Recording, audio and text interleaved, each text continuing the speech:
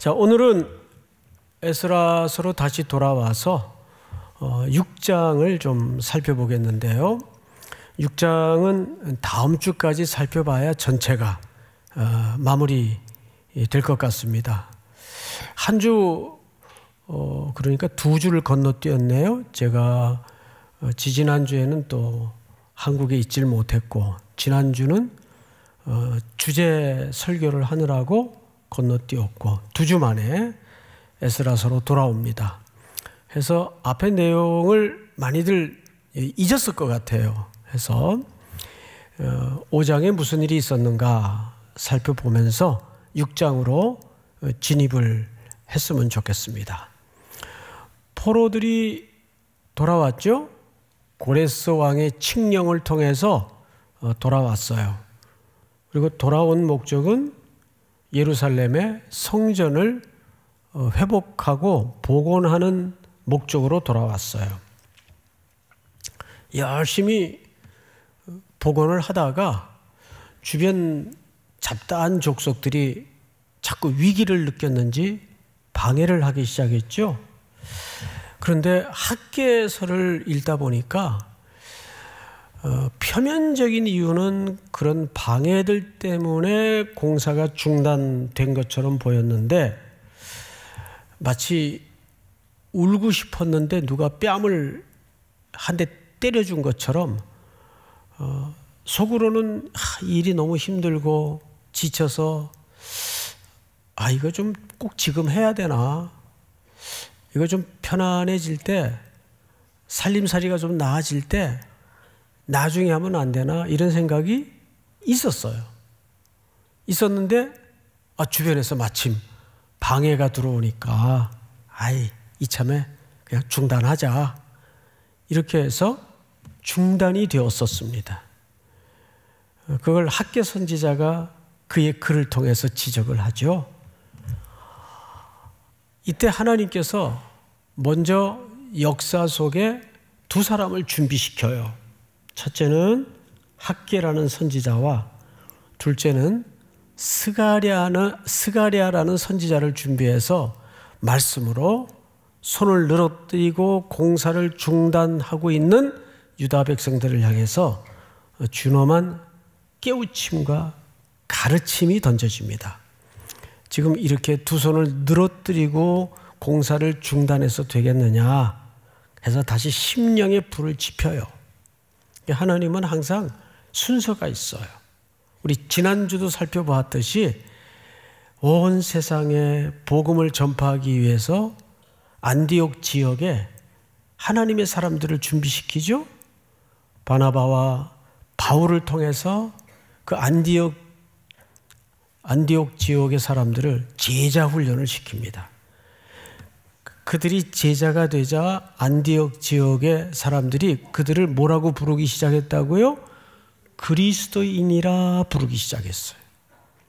그리고 그들이 흩어져 다니면서 복음을 더 열심히 땅끝까지 전하기 시작합니다.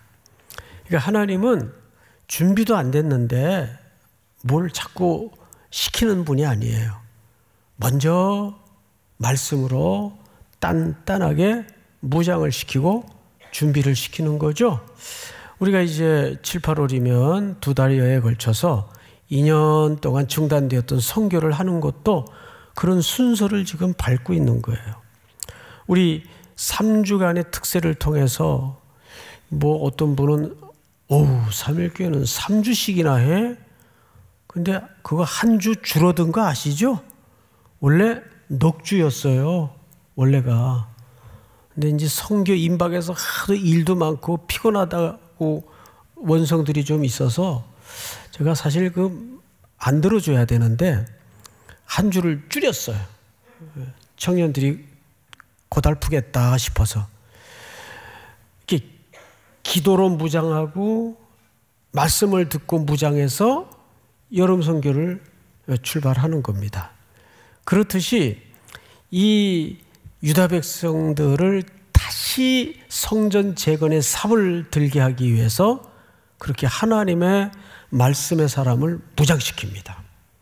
그래서 그들이 다시 말씀으로 무장이 돼서 그래 우리가 이렇게 있어서는 안 되지 하고 다시 힘을 냈어요. 열심히 공사를 하고 있는데 이제는 본격적으로 고위직의 행정가들이 방해를 합니다.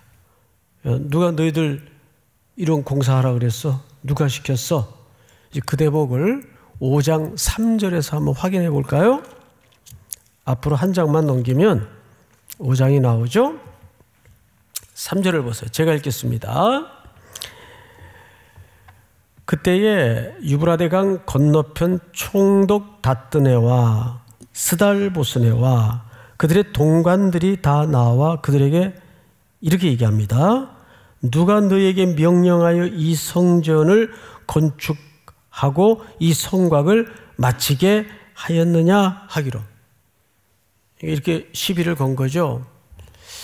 이제는 주변의 잡족들이 방해를 하는 게 아니고 어떤 고위직들이 와서 건드리는 겁니다. 이 공사 누가 하라 그랬어? 이렇게 된 거죠. 그러자 4절 보세요. 우리가 이 건축하는 자의 이름을 아뢰었으나 하나님이 유다 장로들을 돌보셨으므로 그들이 능히 공사를 막지 못하고 이 일을 다리오에게 아뢰고 그 답장이 오기를 어떻게 했더라? 기다렸더라. 이게 무슨 얘기냐면, 자, 공사 스톱, 아직 진행하지 말고 우리가 저 페르시아 현재 왕인 다리오 왕에게 상소문을 올려볼 테니까 정말 공사를 하라 그런 근거가 있는지 그거 확답 듣고 나서 중단하든지 이 공사 자체를 폐기하든지 또 재개하든지 할 테니까 잠시 공사 중단, 이렇게 된 거예요. 자, 그러면 생각을 해보시라고요. 앞서 번에도 중단됐다가 힘이 다 빠졌는데 어떻게 다시 추스려서 공사를 이제 막 열심히 하려고 하니까 이번에 또 더 높은 사람들이 와서 공사를 멈추게 해요. 우리 살다 보면 이런 경우 참 많이 만납니다. 엎친데 덮친다고.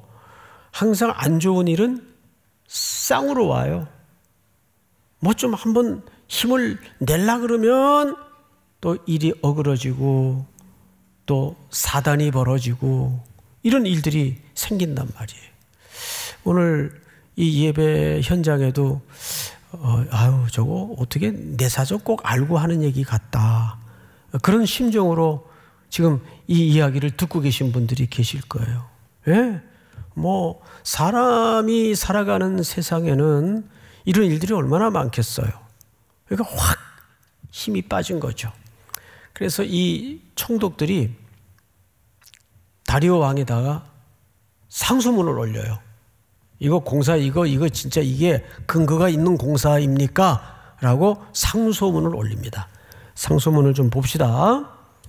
6절. 유브라데강 건너편 총독 다뜨네와 스달보스네와 그들의 동관인 유브라데강 건너편 아바사 사람이 다리오 왕에게 올린 글의 초본은 이러하니라. 이제 여기서부터 다리오 왕에게 올린 상소문이에요. 자, 상소문 7절 시작. 그 글에 일렀으되 다리오 왕은 평안하옵소서. 8절 시작.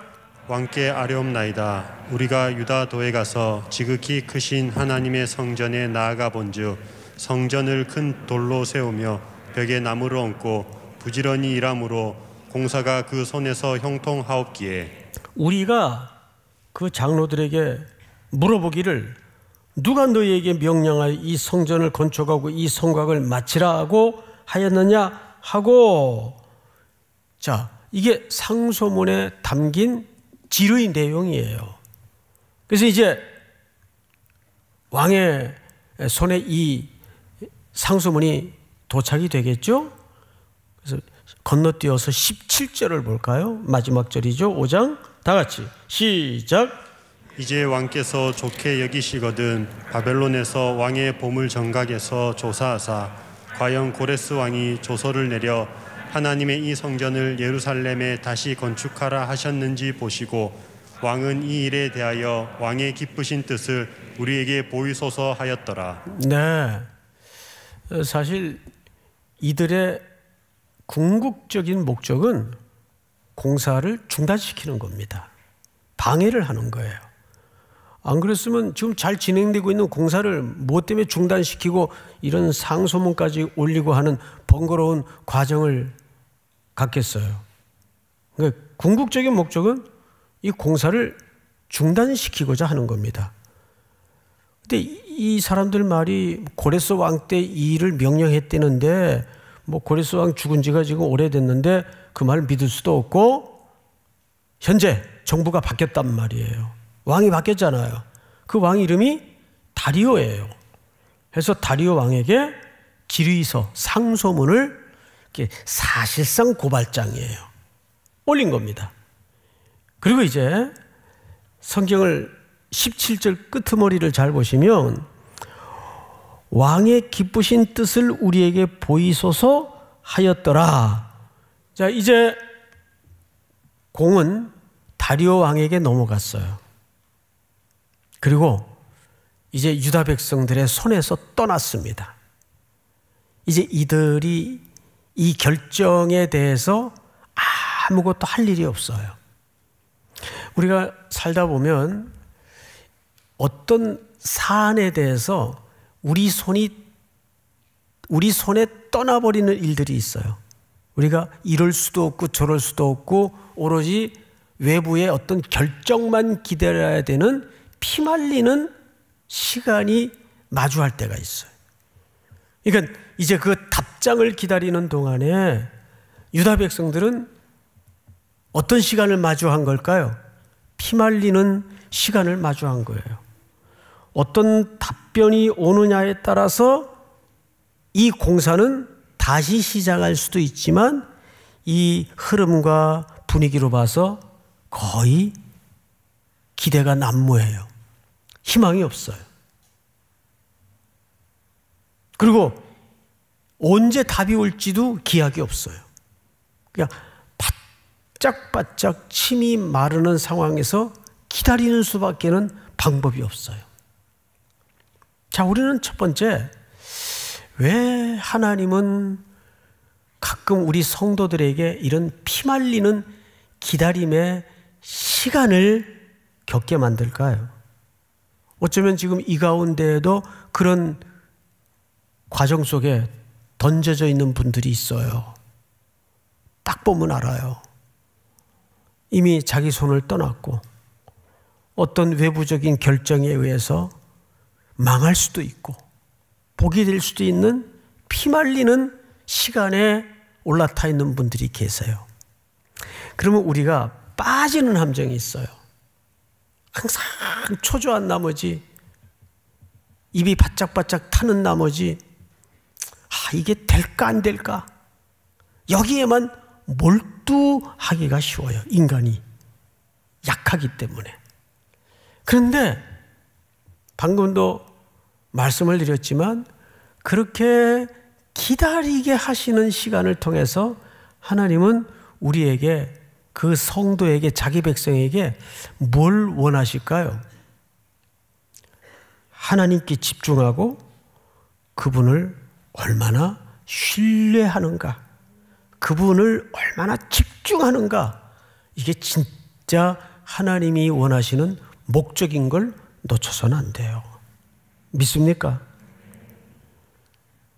근데 인간은 이렇게 해야 될까 저렇게 해야 될까, 이렇게 되면 어떡하나 저렇게 되면 좋겠는데, 자기의 진심, 자기의 절실함, 자기의 안타까움이 거의 그 상황을 덮어버려요. 우리는 늘 이 기다림 속에서 싸워요. 그런데 유다 백성 손에 이 문제는 이미 떠났어요. 공사를 다시 시작할 수 없어요, 지금. 그리고 오로지 언제 답변이 올 줄 모른 채 피말리는 시간을 기다려야 돼요. 자, 이제 우리는 오늘 본문으로 넘어와서 하나님이 그 피말리는 기다림의 시간 속에서 어떻게 인생을 이끌어 가시는가.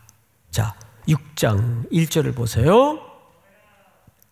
이에 다리오 왕이 조서를 내려 문서 창고 곧 바벨론에 보물을 쌓아둔 보물 정각에서 뭐하게 하여? 조사하게 하여. 이 보물 정각이라는 것은 무슨 뜻인가 하면 이렇게 생각하면 편해요. 우리나라에 비슷한 기구가 하나 있죠. 1600년대에 설치된 규장각이라는 기구가 하나 있어요. 기억나시죠? 네, 거기 누가 조금만 좀 제어해 주시기 바랍니다. 네. 규장각, 거기에는 왕의 어록이라든지 또 왕실의 문서라든지 이런 국가의 아주 중차대한 내용들을 보관하는 기록물 보관소예요. 그런데 고대에도 이런 기구들이 있었단 말이에요. 자, 이 보물 창고를 뒤지게 만듭니다. 조사시킵니다. 자, 결과 어떻게 됐나 보십시다. 2절, 메대도 앙메다 궁성에서 한 두루마리를 찾아요. 여기 메대라는 말은 무슨 뜻인가 하면 원래 나라였어요. 그런데 페르시아에 편입이 되면서 합병이 되면서 이제 페르시아의 한 지역으로 떨어지고 말았죠. 거기에 수도가 앙메다 궁입니다. 거기에 보물 창고가, 보물 정각이 하나 있었어요. 거기를 조사시킨 겁니다. 근데 이 앙메다 궁은 여름별장이에요. 다리오가 여름이면 가서 머물고 쉬는 여름별장이에요. 거기 보물 정각에 두루마리 뭉치 하나를 발견한 겁니다. 그리고 이제 그 두루마리 뭉치의 내용을 들여다보십시다. 3절, 고레스 왕 원년에 조서를 내려, 두루마리의 내용이에요.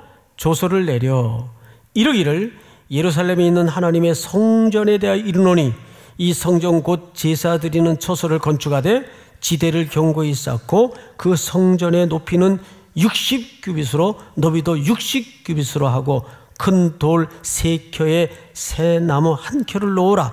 그 경비는 다 왕실에서 내리라. 자, 이게 고레스 왕 원년에 히브리 노예들을 돌려보낼 때 명령서예요. 이게 발견이 된 거예요. 하나도 좋아하지 않네요. 네? 그래서 여러분, 이런 말이 있죠.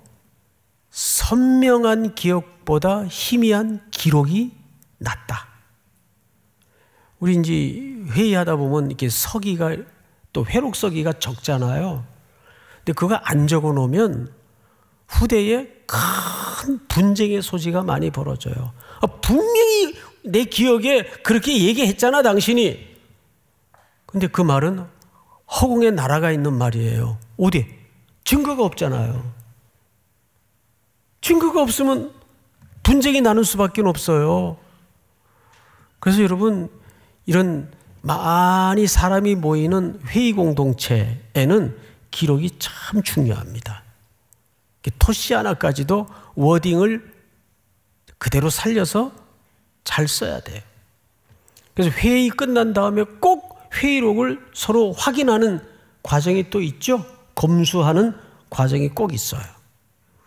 저희도 이제 당회 끝나면 회록 서기가 단체창에다가 오늘 회의가 이렇게 진행이 되었는데 이의 있으면 알려주십시오 하고 반드시 올려요. 그래서 확인이 된 것만, 또 성도들이 꼭 공유해서 알아야 될 내용만 홈페이지에 등재를 시킵니다. 이 절차가 다 있단 말이에요. 그런데 이 기록물이 만약에 발견되지 않았다면 어쩔 뻔했어요. 이게 완전히 끝나는 거예요. 그냥 성전 공사고 뭐고 자, 봐라. 어디 그런 근거가 있냐? 이래 버리면 어떡할 거예요? 그 공사 재개 못 하는 거예요. 그래서 선명한 기억보다 희미한 기록이 난 거예요. 그래서 성경은, 기독교는 책의 종교라고도까지 얘기를 해요. 다 기록을 해서 하나님의 말씀이 우리들에게까지 남겨지고 전달이 되지 않아요? 자, 다시 성경을 보십시다. 근데 놀랍게도 여기에 읽다 보니까 왕의 조서에 거기에 드는 모든 재정까지 책임을 유다 백성들에게 지우지 않고 그 페르시아에서 감당하도록 조서에 기록이 되어 있는 거예요. 여러분, 얼마나 놀라운 반전이에요. 원래 이 다리오 왕에게 이런 상소문을 올릴 때는 목적이 아까 뭐였다고요? 이거 공사 방해하기 위해서 올린 거예요. 그 일을 어그러뜨리기 위해서 나름대로 어찌할 수 없는 증거를 확보하기 위해서 올린 거예요. 그리고 그들은 그 답변이 오기까지 피말리는 기다림의 시간이 준비되어 있었던 거죠. 그런데 돌아온 답변은 놀랍게도 분명히 고레스 왕이 히브리인들을 돌려보낼 때 행했던 명령서가 발견이 되고 그 명령서의 내용을 다리오 왕이 확인을 해서 공사 재개를 시킵니다. 이제 이렇게 명령서가 떨어집니다. 6절. 이제 유브라데강 건너편 총독 다뜨네와 스달보스네와 너희 동관 유브라데강 건너편 아바삭 사람들은 그곳을 멀리하여, 이 멀리하여라는 말은 거기 손 떼고 그 뜻이에요. 손 떼고 더 이상 하라 말라 간섭하지 마라. 이건 우리 선조 고레스 왕 때 이미 명령하여 착수한 일이다. 믿습니까? 거기 손 뗄 것. 두 번째. 하나님의 성전 공사를 막지 말고, 두 번째는 공사 막지 마라. 손 뗄 것, 공사 막지 말 것. 그 다음에 하나님의 이 성전을 어디에 건축하게 하라? 제자리에 건축하게 하라. 이게 왜 중요하냐 하면 유다 백성들은 지금 새로운 성전을 짓는 게 아니에요. 잃어버리고 무너졌고 회파되었던 옛 성전을 복원하는 작업이에요. 야, 우리 새 시대니까 이제 새로 짓자 해서 새 성전을 짓는 게 아니에요. 그래서 제자리에. 그 다음에 또 볼까요? 8절 우리 한번 같이 읽읍시다. 시작. 내가 또 조서를 내려서 하나님의 이 성전을 건축함에 대하여 너희가 유다 사람의 장로들에게 행할 것을 알리노니 왕의 재산 곧 유브라데 강 건너편에서 거둔 세금 중에서 그 경비를 이 사람들에게 끊임없이 주어 그들로 멈추지 않게 하라. 네, 놀랍게도 유브라데 강 건너편에서 거둔 세금이라는 말은 이 재정적 부담을 히브리인들에게 씌우지 마라. 우리나라에서 거둔 세금으로 그 경비를 도와줘라. 그들이 포로 생활하다가 돌아갔는데 무슨 돈이 있겠냐? 이렇게 된 거예요. 그러니까 놀랍게도 화가 뭐가 된 겁니까 지금? 복이 된 거예요.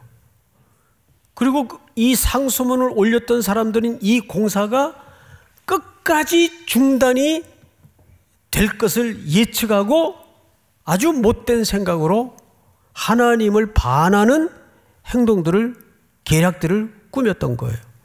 그런데 오히려 그것이 하나님의 중단되었던 성전 공사를 다시 재개하는 정도가 아니라 그 공사가 신속하게 진행이 되고 이루어지도록 재정까지, 행정적 지원까지 아주 완벽하게 누가 준비하신 걸까요? 다리오 왕이? 하나님이. 믿으십니까? 예? 하나님이 준비하신 거예요.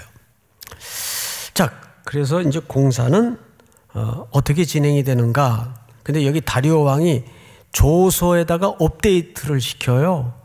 그 업데이트한 내용을 좀 보십시다. 11절. 내가 또 명령을 내리노니 누구를 막론하고 이 명령을 변조하면, 이 명령을 조금이라도 지키지 않거나 딴짓하면 그 뜻이겠죠. 그의 집에서 들보를 빼내고, 여러분 집 들보를 빼면 집이 어떻게 될까요?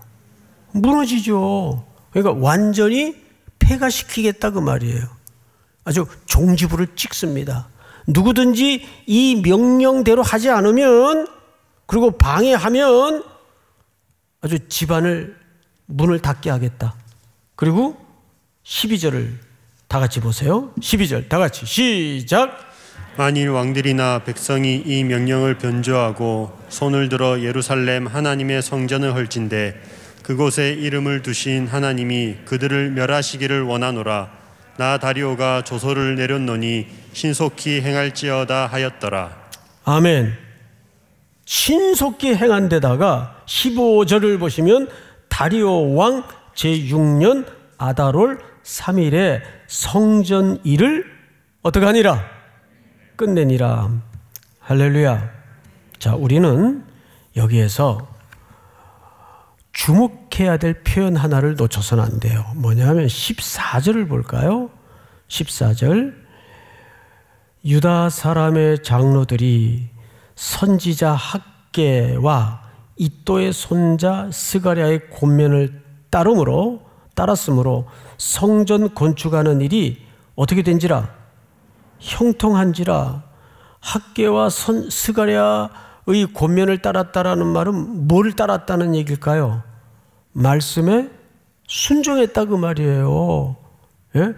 다리오 왕이 표면적으로는 다 만들어준 것 같지만 그 이면에는 하나님이 이 절대 위기 속에서 뭘 계속 주목하고 있었던 겁니까? 이 백성들이 이 위기 속에서도, 피말리는 시간 속에서도 내 명령을 중히 여기고 순종하고 따르고 지키는가를 계속 보는 거예요. 그 다음에 보십시다. 건축하는 일이 형통한지라. 이스라엘 하나님의 명령과, 결국 다리오 왕의 명령입니까? 하나님의 명령입니까? 그렇죠.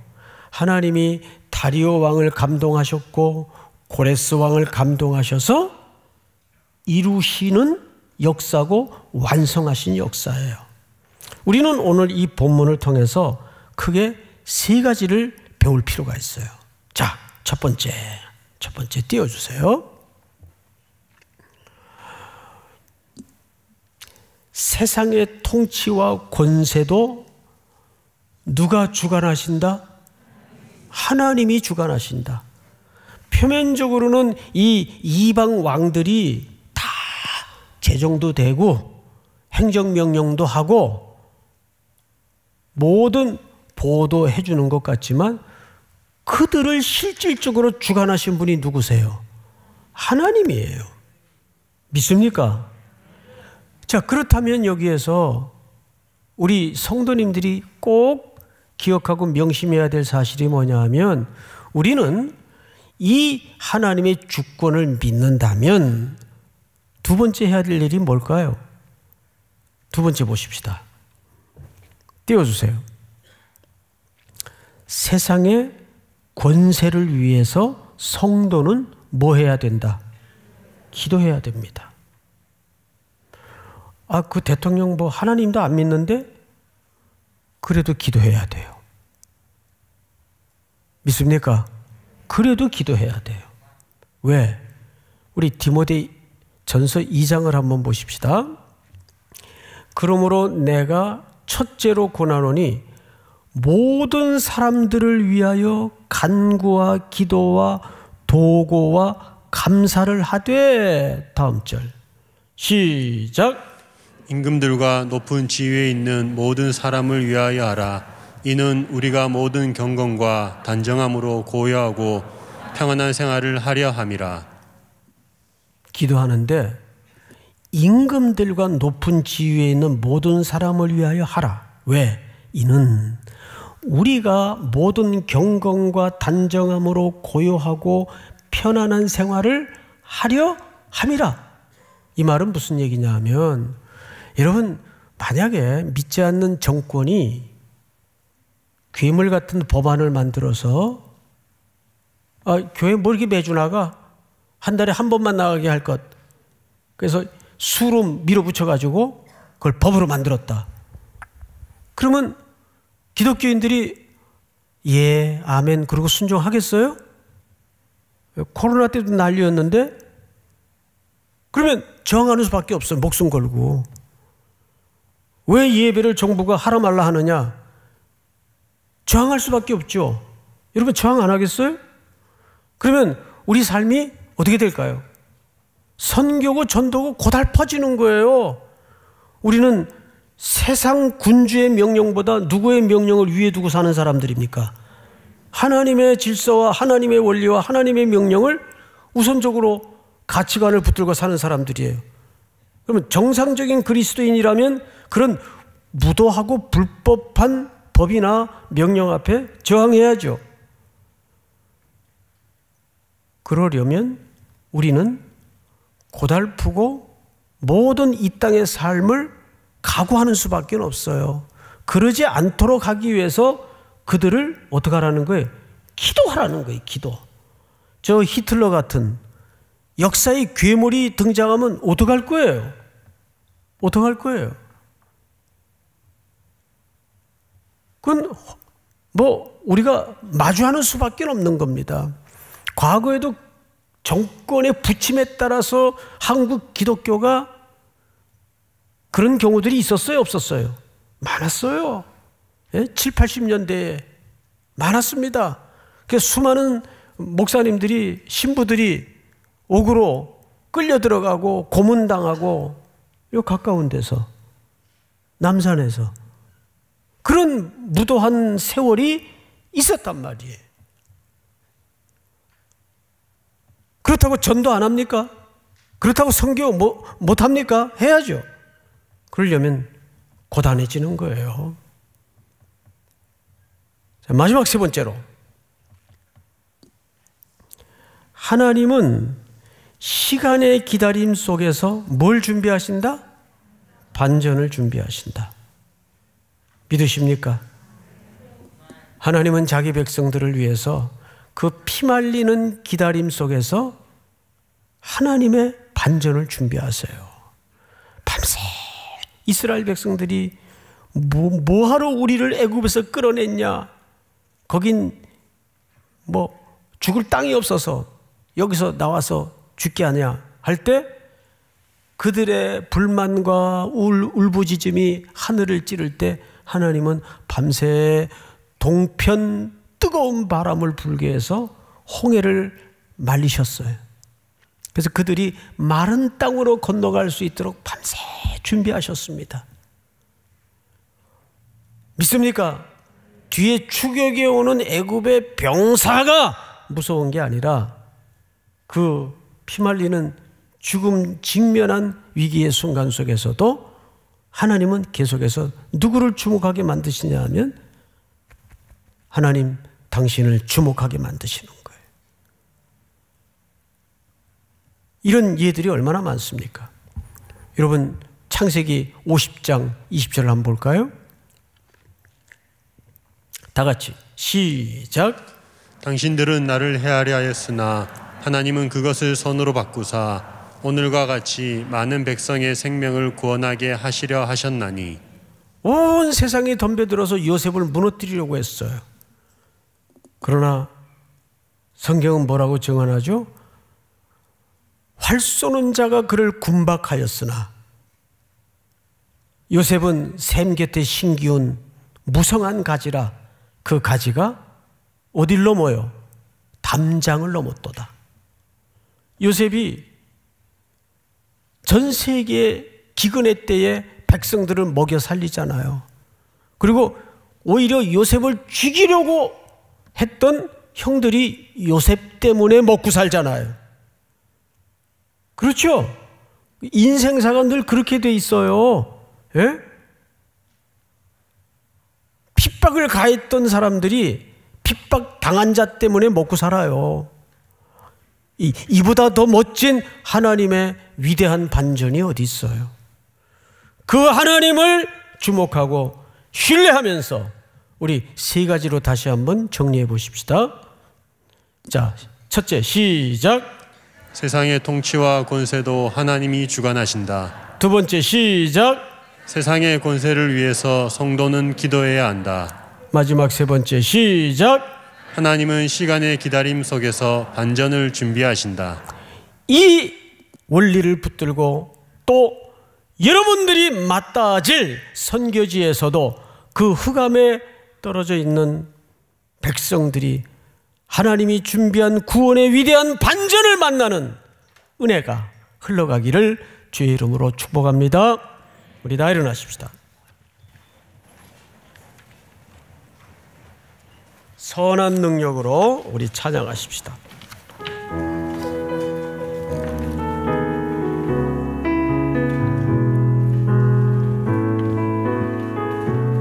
우리 힘차게.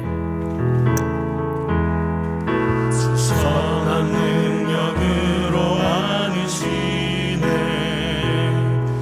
그 크신 팔로 날 붙드시네. 절망 속에도 흔들리지 않고 사랑하는 주 얼굴 구하리. 선한 능력으로 일어서리. 주 나를 의지하리. 믿음으로. 그리고 내 안에 주 오실 그날 영광의 새날을 맞이하리. 이전의 괴로움 아래워 사고 고난의 길을 걷는다 해도 주님께 모두 맡긴 우리 영혼. 내 승리의 날을 맞으리. 나를 맞으리. 선한 능력으로. 선한 능력으로 일어서리. 주만 의지하리. 믿음으로. 주만 의지하리. 믿음으로. 그리고 내 안에 주 오실 그날 영광의 새날을 맞으리. 새날을 맞이하리. 주님이 마신 고난의 쓴잔을 우리도 감사하며 받으리. 주님의 남은 고난 채워가며 예수와 복음 위에 살리라. 선한 능력으로 일어서리. 주만 의지하리. 믿음으로. 그리고 내 안에 주 오실 그날 영광의 새날 선한 능력으로. 선한 능력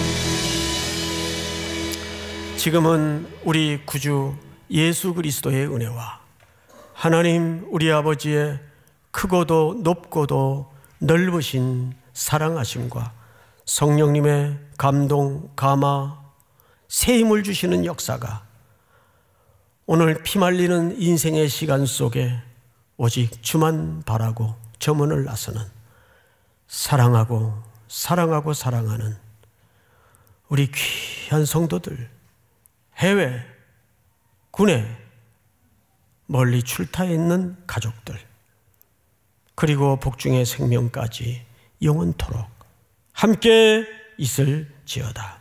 아멘.